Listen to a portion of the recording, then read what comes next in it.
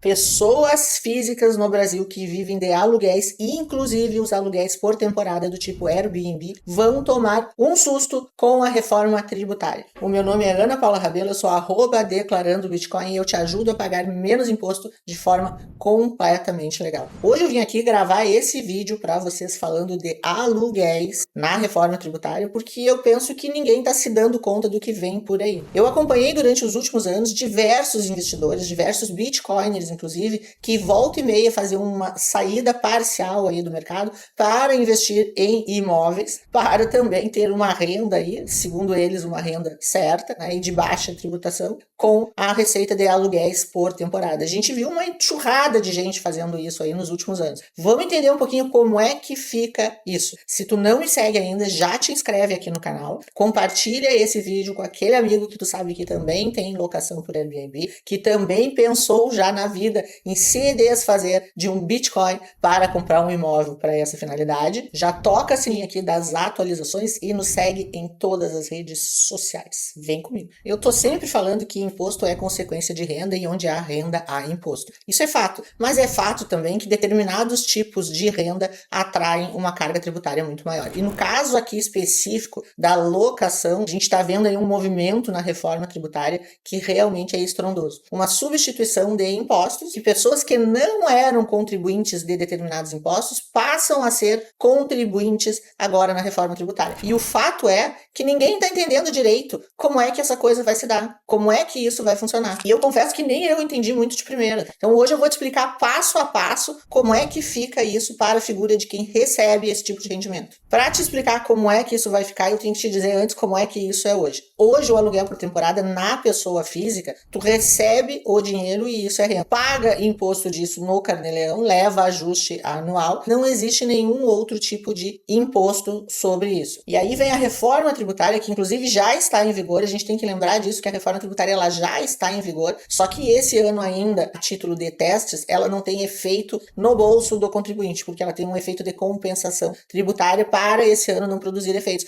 Porém, a partir de 2027, quando as pessoas começarem a se dar conta, vai ser quando isso já está doendo no bolso. A reforma tributária, vejam que ela não acaba com o imposto de renda, ela não substitui o imposto de renda. Isso é a primeira confusão que as pessoas estão fazendo. O que ela faz é criar um imposto antes da figura do imposto de renda, ou seja, ela passa a cobrar um imposto, uma pessoa que até então não era contribuinte de impostos sobre consumo, como se serviço fosse. A partir da reforma tributária, a locação passa a ser tributada como uma prestação de serviço. Essa pessoa física hoje, na reforma tributária, ela passa a pagar um imposto adicional, sim, um serviço de hospedagem. E aí, nesse contexto, ela vai pagar o IVA, que é composto pelo IBS e o CBS. Um parêntese muito rápido aqui. Quando a gente fala em IVA, a gente não está falando de um imposto único. No Brasil, o IVA foi dividido em dois. O CBS, que é um imposto federal, e o IBS, que é um imposto estadual e municipal. E eles funcionam juntos, em que pese não são as mesmas coisas. O CBS é da União e o IBS é do Estado e do município. E esse IVA, ele não substitui o imposto de renda e ele se soma, na verdade, ao imposto de renda. Tem um imposto no consumo, efetivamente, para depois ainda pagar o imposto de renda. E isso se chama empilhamento de impostos. Tem mais confusão por aí, porque vejam que a pessoa física, ela vai ter que ter uma estrutura para poder efetivamente fazer os cálculos e pagar esse imposto. Quem é que vai fazer essa conta? Isso vai ser descontado automaticamente pelo Airbnb, por exemplo? Não, no início não. Nesse modelo que entra primeiro, quem calcula esse IVA é o próprio anfitrião. Então, quem é anfitrião vai ter que fazer uma apuração mensal, um pagamento por conta própria, ou seja, uma renda que antes era simples, passa a te gerar também uma obrigação mensal. E o tal do split payment. O split payment, ele tem previsão na reforma, só que ele não começa nesse segmento agora no início. Como uma parte aqui são as plataformas digitais, as plataformas digitais são com certeza candidatas naturais a essa retenção no futuro. Então hoje essa retenção não vai ser automática. Amanhã ou depois com certeza vai ser levado o regime do split payment também para essas plataformas de locação.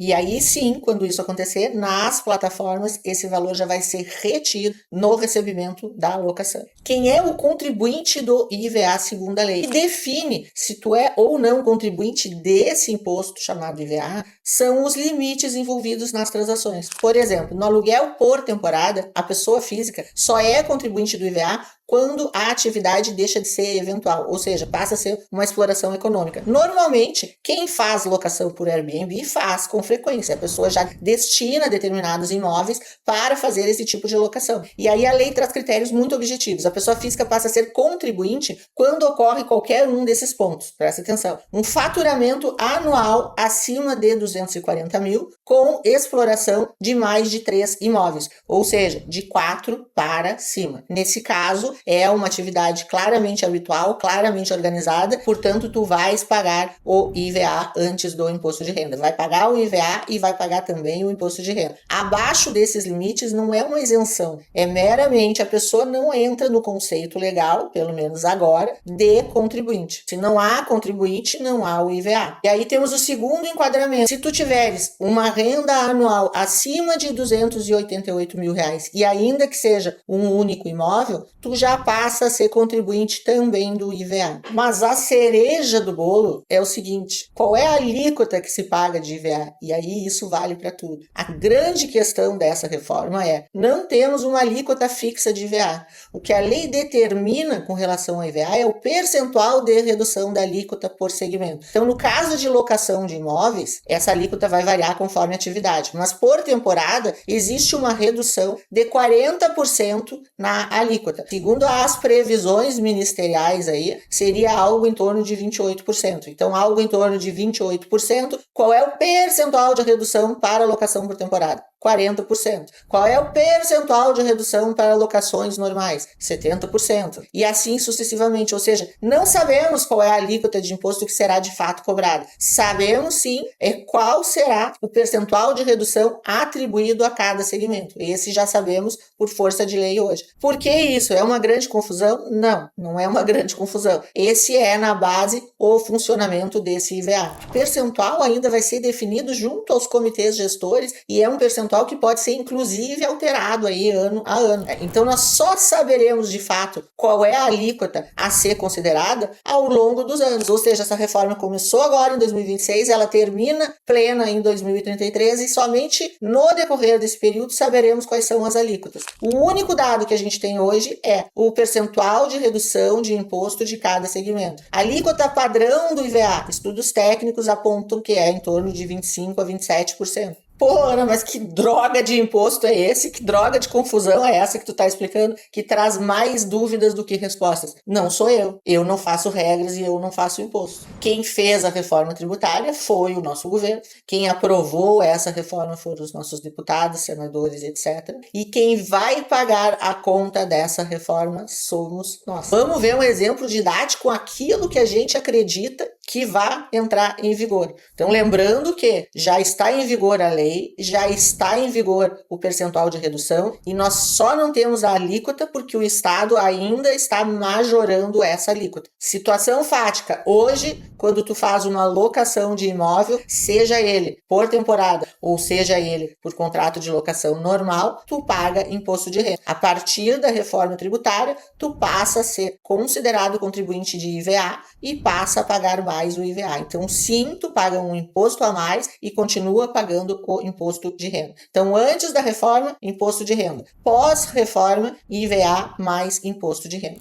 Mas e quando que isso começa? Já começou. Só não doeu no teu bolso ainda porque é um ano teste. Então, a reforma já está em vigor agora em 2026 como teste. Em 2027, o CBS já começa a valer. E de 2029 a 2032, temos aí o IBS que entra aos poucos. Em 2033, temos o sistema completo de cobrança funcionando. Acaba com o Airbnb? Não, não vai acabar com o Airbnb. Acaba a ilusão de simplicidade, de renda extra sem ter muito trabalho, enfim. Vai acontecer aqui, com certeza, uma pejotização forte das pessoas físicas que hoje realmente investem forte nisso. Vai acontecer aqui também uma necessidade de reorganização dessas pessoas com uma estrutura talvez empresarial mais robusta, porque na pessoa física fica muito difícil de sustentar essa burocracia toda. E quem procura espécies de investimento simplificado vai sair sair desse mercado com certeza. E lembrando que a coisa fica muito ruim também na locação normal, também nos negócios imobiliários em geral. Não é só na locação por temporada. E fica uma dica: quem hoje é proprietário de imóvel e vive de locação tem que seriamente sentar e analisar se não é o caso de montar uma PJ. Quem me acompanha aqui sabe que eu sou sempre muito avessa à ideia de que PJ resolve tudo. Nesse caso específico que a gente está vendo aqui no processo da reforma tributária, é que de fato diversas atividades aí serão menos desfavorecidas entrando em regimes tributários de pessoa jurídica do que permanecendo em pessoas físicas. Então,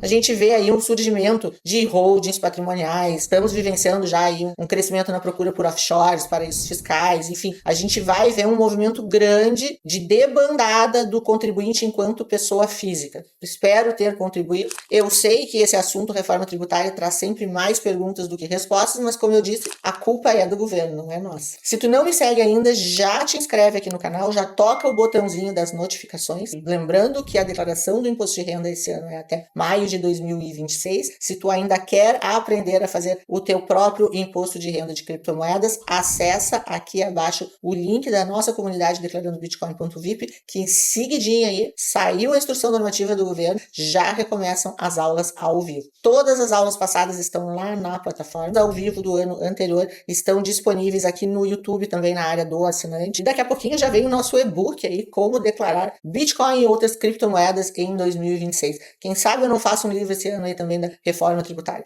Tá merecendo. Esse ano vai ser um ano de muito planejamento, gente. A coisa vai apertar. Planeje-se e faça contas. Na dúvida, sempre faça conta. Me segue em todas as redes sociais. Um beijo!